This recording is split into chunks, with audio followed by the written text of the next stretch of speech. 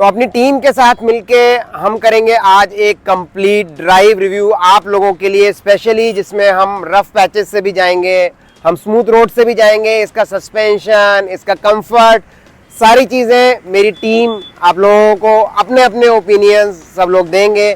और ये drive review definitely आपके लिए बहुत हेल्पफुल रहने वाला है आपके परचेज डिसीजन से रिलेटेड।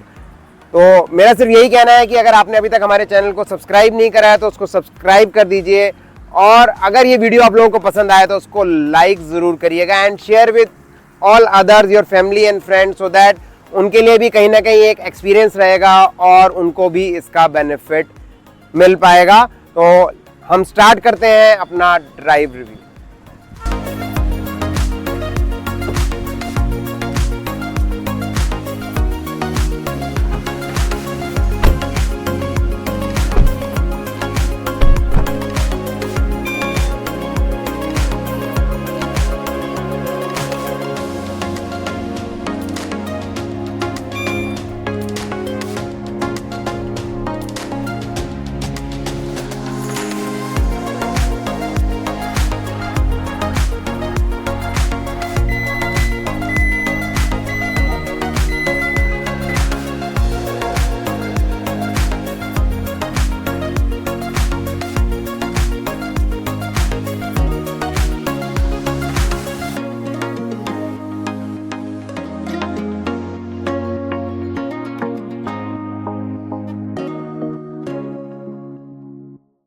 तो हम लोगों ने अपना एक ड्राइव रिव्यू स्टार्ट किया है जिसमें मेरी टीम मेरे साथ है। मैं ऑलरेडी आप लोगों को इनसे इंट्रोड्यूस कर चुका हूं, तो सब लोग बारी बारी से अपना एक्सपीरियंस शेयर करेंगे। तो एज अ ड्राइवर मैंने सबसे पहले मैं स्टार्ट करता हूं अपने एक्सपीरियंस से। तो जहां तक मेरे हेडरूम की बात है, मुझे सफिशिएंट हेडरूम मिल रहा है, और मैं कंपेयर करूं तो मैं पहले ऑल्टो भी ड्राइव कर रहा था, मेरे पास एक ऑल्टो कार भी है, तो मुझे एज सच कोई भी इसमें दिक्कत नहीं है, बहुत कन्वीनियंट है। अंडर थाई सपोर्ट भी मेरी सफिशिएंट है, और लेग रूम तो ऑब्वियसली ड्राइवर साइड है तो सफिशिएंट दिया गया है। बाकी मैं इस गाड़ी को काफ़ी ड्राइव कर चुका हूँ, अराउंड एक वीक से गाड़ी मेरे पास है, और मैंने इसका रेंज टेस्ट किया है, और मुझे ये गाड़ी काफ़ी कन्वीनियंट लगती है। सिटी के लिए ही नहीं, मेरा ये मानना है अगर प्रॉपर चार्जिंग इंफ्रास्ट्रक्चर हो तो ये गाड़ी जो है आप बहुत आराम से लॉन्ग ट्रिप्स के लिए भी यूज़ कर सकते हैं, क्योंकि इसका जो चार्जिंग टाइम है वो सिर्फ 1 घंटे का चार्जिंग टाइम है, और 1 घंटा आप कहीं पे भी ब्रेक लेंगे जहाँ पे चार्जिंग की फैसिलिटी भी है, तो आप आराम से लॉन्ग ड्राइव कर सकते हैं। अब जो नेक्स्ट एक्सपीरियंस है वो आपको विकास बताएंगे। Over to you Vikas. Okay, तो काफ़ी अच्छा स्पेस दे रखा है, हेडरूम का स्पेस काफ़ी अच्छा है, और इसका जो थाई स्पेस है वो थोड़ा सा कम है मेरे हिसाब से, लेकिन सिटी के लिए अंडर थाई सपोर्ट सिटी के लिए ठीक है, अच्छा है। लेग रूम स्पेस भी बहुत ही अच्छा दे रखा है, ग्लो बॉक्स में काफ़ी सारी चीज़ें हैं, उसके बावजूद भी स्पेस बच रहा है, ठीक है। और डैशबोर्ड का जो कलर है वो ग्रेइश लुक में दे रखा है इन्होंने, और इस वजह से ये गंदा बहुत कम होगा, तो ये बहुत ही अच्छी बात है। और इसका जो बॉटल के लिए इन्होंने स्पेस दे रखा है, हालांकि इसमें 1 लीटर से की बोतल नहीं आएगी, आधा लीटर से कम वाली बोतल ही आ सकती है, लेकिन ठीक है, अच्छा है। और फिर इस वीडियो में आगे भी हम बहुत सारी बातें करेंगे, हमारे साथ में हमारे कुछ टीम मेंबर्स भी हैं, जानते हैं उनकी क्या राय है इस बारे में। तो अब हम लोग हैं टियागो की सेकंड रो में। तो सबसे पहले स्पेस की बात कर लेते हैं। तो मेरी हाइट है जैसे कि 6'1", तो मेरे लिए थोड़ा सा अनकंफर्टेबल है, लेग स्पेस भी थोड़ा सा कम है, हेड स्पेस भी डिसेंट है, ठीक है, चल जाएगा, पर थोड़े देर के लिए तो ठीक है, पर ज़्यादा लंबी राइड के लिए मेरे लिए अनकंफर्टेबल हो जाएगा, क्योंकि लेग मूव करने के लिए भी जगह नहीं रहेगी। बाकी अंदर थाई सपोर्ट भी ठीक है, डिसेंट है कहूँगा मैं इसको, मेरे लिए वैसे थोड़ा ओवरऑल अनकंफर्टेबल है। और अगर अब स्पेसिंग की बात, स्टोरेज की बात करें तो स्टोरेज में थोड़ा सा कम है, यहाँ पे ना ही बैक सीट की पॉकेट्स दी हुई हैं, जो डोर में भी पॉकेट्स दी गई हैं उसमें भी 1 लीटर की बोतल नहीं आती, वाटर बोतल, उसमें उससे थोड़ी कम की आएगी पर आ जाएगी। बाकी और कोई ऐसी स्टोरेज पॉकेट नहीं दे रखी इन्होंने, तो उसमें थोड़ा सा हाँ वो है। और बाकी हम मेरी कलीग हर्षिता से जान लेते हैं कि उनकी इस बारे में क्या राय है। मेरी हाइट 5'2" है, और मुझे जो सबसे अच्छी चीज़ लगी यहाँ पे कि जो हेड रेस्ट है वो मेरी हाइट के अकॉर्डिंग है। मैं कई सारी गाड़ियों में बैठी हूँ तो वो मतलब मेरे सर से काफ़ी ऊपर रहता है, जिसकी वजह से मैं अपने हेड को मतलब इतना कंफर्टेबल मैं फील नहीं करती हूँ। और बाकी हेड रूम और लेग स्पेस सब कुछ मेरे लिए एकदम परफेक्ट है। बस मुझे ये चीज़ मुझे बहुत अच्छी लगी कि हेड रेस्ट मेरा काफ़ी अच्छा है, और अंदर थाई सपोर्ट ये भी काफ़ी अच्छा है मेरे लिए। और जो लोग मेरी हाइट के मतलब मेरी हाइट जितनी है, अगर आपकी भी उतनी ही हाइट है तो ये आपके लिए काफ़ी अच्छी गाड़ी होगी, आप काफ़ी कंफर्टेबल फील करेंगे इसमें।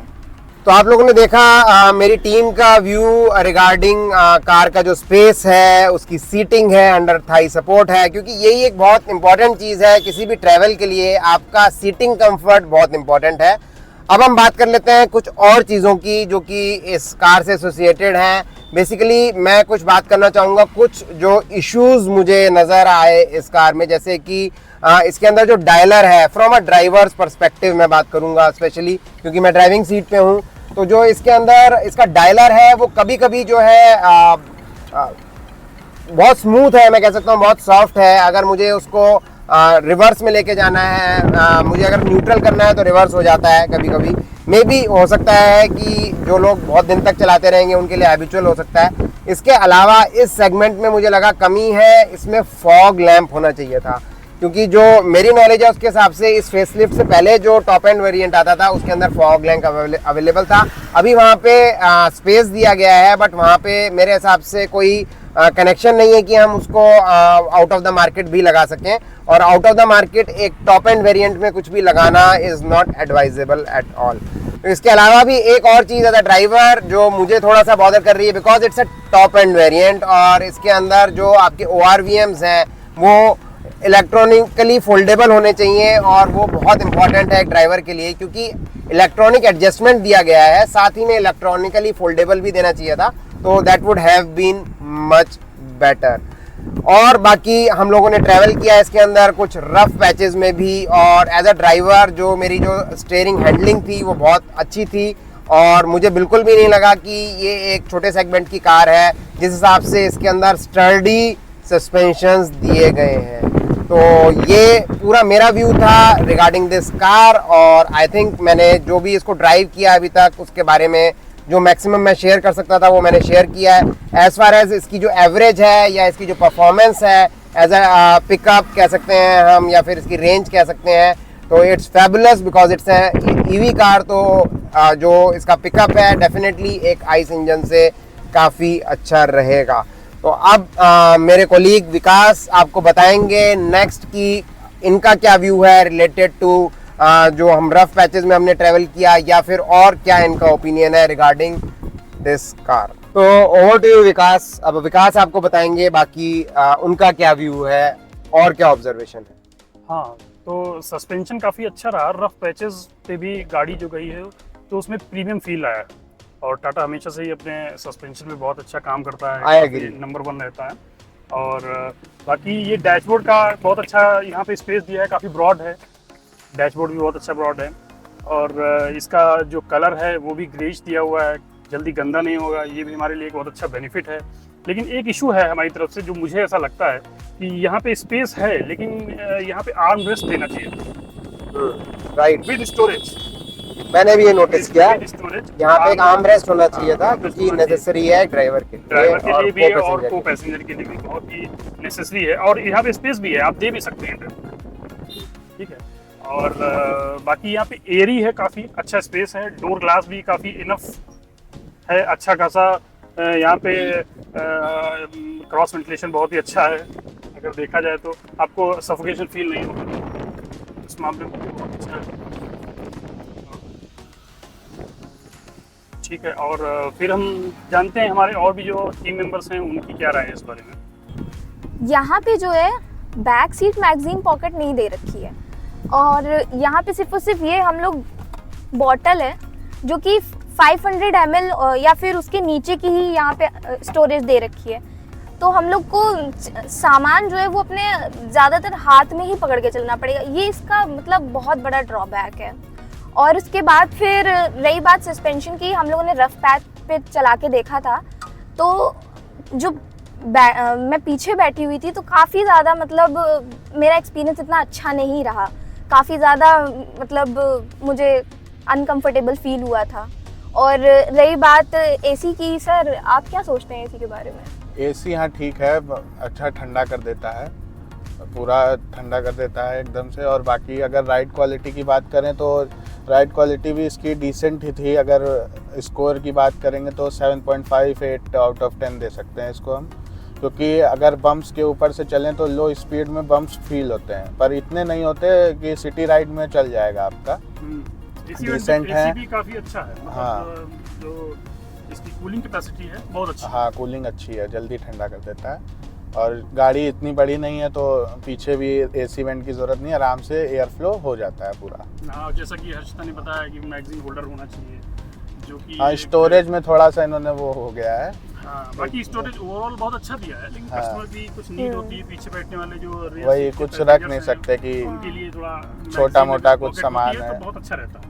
कुछ छोटे मोटे पैकेट ही या कुछ रखने हो तो उसके लिए कुछ है नहीं, आते वो हाथ में पकड़े रहो या फिर पीछे कहीं डाल दें तो बस। बाकी विंडो पैन्स भी काफ़ी अच्छी दी गई है, मतलब अगर आपको ताज़ी हवा के मज़े लेने हैं ना, आप आराम से अपनी जो है विंडोज़ ओपन करिए और आपको मतलब बहुत फ्रेश फील होगा।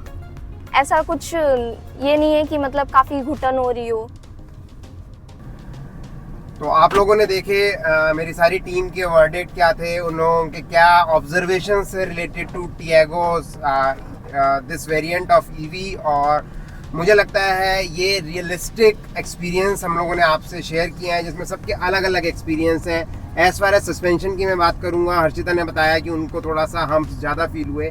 बेसिकली आपने जैसा देखा ही होगा जो हमने शॉट्स लिए थे उसमें, कि हमने जिस एरिया से हमने ये रिकॉर्डिंग की है वहाँ बहुत डीप होल्स थे, और इस समय मानसून चल रहा है तो ऑब्वियसली बात है कि वो होल्स जो हैं ज़्यादा बड़े हो गए थे, जो पैचेस भी थे वो ज़्यादा बड़े हो गए थे। तो ऑब्वियसली बट ओवरऑल अगर आप कंपेयर करेंगे किसी और गाड़ी से तो सस्पेंशन इज़ वेरी गुड। और क्योंकि टाटा है तो टाटा की जो भी चीज़ें हैं एज फार एज रोबस्टनेस और स्ट्रेंथ जो है उसमें कोई भी टक्कर नहीं दे सकता है। एंड आई होप ये बात से विकास आप भी एग्री करते हो। 100%। तो ये था हमारा ओवरऑल वर्डिक्ट। आप लोगों को ये वर्डिक्ट कैसा लगा आप ज़रूर हम लोगों को कमेंट करके बताइएगा। तो हम लोग और भी अभी कार्स का एक एक वर्डिक्ट लेके आएंगे इसी तरीके से ड्राइव एक्सपीरियंस।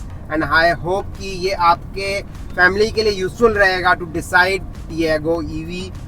तो टियागो ईवी का जो हमारा ओवरऑल एक्सपीरियंस है और जो मैं रेटिंग इसको देना चाहूँगा, मैं इसको 8.5 की रेटिंग देना चाहूँगा। 1.5 की जो रेटिंग मैंने इसकी डिडक्ट की है उसका जो बेसिक सिंपल रीज़न है, जो 3-4 इश्यूज़ मैंने बताए हैं, बेसिकली जो लैकिंग आप कह सकते हैं इस टॉप वेरिएंट में, वो मेरे हिसाब से एक्सपेक्टेड नहीं है। लोअर ट्रिम्स में तो ऑब्वियसली बात है कि हमें कुछ फीचर्स नहीं मिलते हैं। तो टाटा अगर उन चीज़ों को नेक्स्ट जो भी ये वेरिएंट लाने वाले हैं उसके अंदर अपडेट कर दें तो this will be 10 out of 10।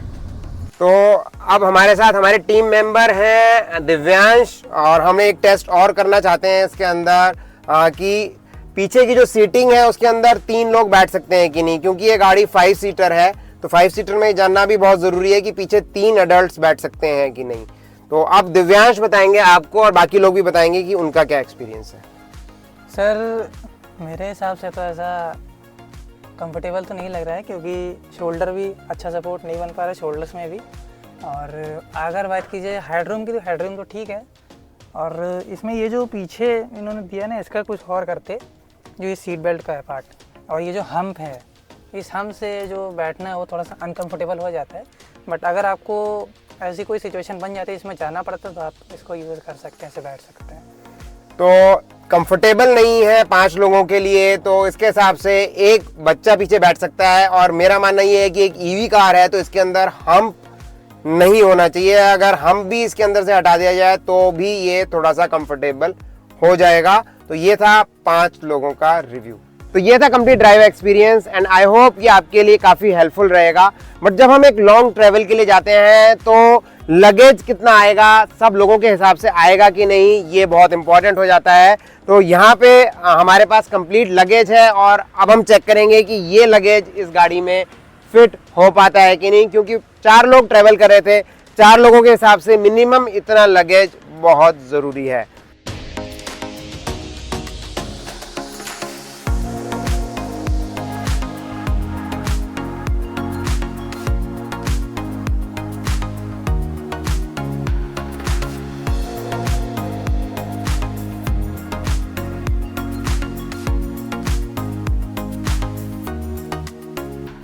तो इतना स्टोरेज स्पेस आने के बाद भी थोड़ी सी जगह बचती है। यहाँ पे कुछ और पैक्स रखे जा सकते हैं, छोटा कोई हैंड बैग, कोई कैरी बैग यहाँ पे रखा जा सकता है। और ये पार्सल ट्रे तक का ये कंप्लीट स्पेस ऑक्यूपाई हो रहा है। अगर हमारे पास इससे थोड़ा ज़्यादा सामान होता है या थोड़ा सा हम थोड़ा बड़ा बैग रखना चाहते हैं तो हम इस पार्सल ट्रे जो कि रिमूवेबल है उसको रिमूव करके उसको यहाँ तक भी एक्सटेंड कर सकते हैं। तो मेरे हिसाब से इस साइज की गाड़ी के हिसाब से स्पेस को थम्स अप है, 10 आउट ऑफ 10 है। तो ये था complete view related to space, luggage, storage और जो मेरी टीम थी उनका पूरा रिव्यू आप लोगों ने देखा। आई होप आप लोगों को अच्छा लगा होगा। अगर अच्छा लगा तो उसको लाइक कर दीजिए और अगर अभी तक चैनल को सब्सक्राइब नहीं करा है तो चैनल को सब्सक्राइब कर लीजिए। हम सारी कार्स का इसी तरह का जो रिव्यू है वो आप लोगों के लिए लेके आएंगे। आप अगर सब्सक्राइब करेंगे तो डेफिनेटली मुझे और मेरी टीम को मोटिवेशन मिलती है और अच्छा कंटेंट आप लोगों के लिए बनाने के लिए। तो मिलते हैं एक और नए वीडियो में, तब तक के लिए ईवी चलाएं, पर्यावरण बचाएं।